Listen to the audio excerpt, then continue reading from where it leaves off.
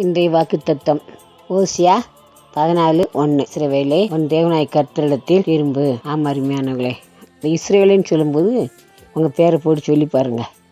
கர்த்தரத்தை திரும்பும்போது நிச்சயமாக கர்த்தர் என்ன செய்வார்? நிச்சயமாக நம்மளை ஆசீர்வதிப்பார். அவர்கிட்ட திரும்பும்போது, அவரிடத்தில் திரும்பணும் என்ன, அவரிடத்துல வரும்போது நிச்சயமாக கட்டாயம் கைவிடுவாரா? கைவிடவே மாட்டார். நம்ம மேலே அனுபவிச்சது முடியுதுனால தான் உங்கள் பேரை போட்டுக்கோங்க. இஸ்ரவேலேன்னு இருக்கிற இடத்துல உங்கள் பேரை போட்டுக்கோங்க. நீங்கள் கர்த்தரத்தை திரும்பும்போது, கர்த்தரத்தில் நீங்கள் வரும்போது, திரும்புன்னு எனக்கு கர்த்தரத்தில் வரும்போது நிச்சயமாக உங்களை ஆசீர்வது உறுதி.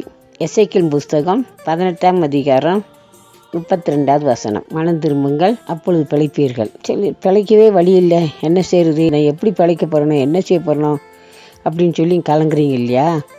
கர்த்தரத்தில் திரும்பும்போது நிச்சயமாக பிழைப்பீங்க. கர்த்தரத்தில் ஒவ்வொரு நாளும் திரும்பி பாருங்கள். நீர் தான் ஆண்டவரே, நீர் தான் சொல்லி அவர் இடத்துல வந்து பாருங்கள். அவர் இடத்துல உங்கள் வாழ்க்கையெல்லாம் ஒப்பு கொடுத்து திரும்புங்க. இதுவரைக்கும் உலகத்து பக்கமாக வாழ்ந்துட்டு இருந்தோம், இனி கர்த்தர் பக்கமாக திரும்புங்க. கர்த்தர் நிச்சயம் உங்களை ஆசீர்வதிப்பார். நீங்கள் பிழைத்திருப்பீங்க, உங்களை ஆசீர்வதித்து உயர்த்துவார். ஜெபம் பண்ணுமா? எங்களை அன்பான் நேசித்து வழி நடத்துகிற எங்கள் பரலோக பரிசுத்த பிதாவை நன்றியோடு துதிக்கிறோம், ஸ்தோத்திரிக்கிறோம்.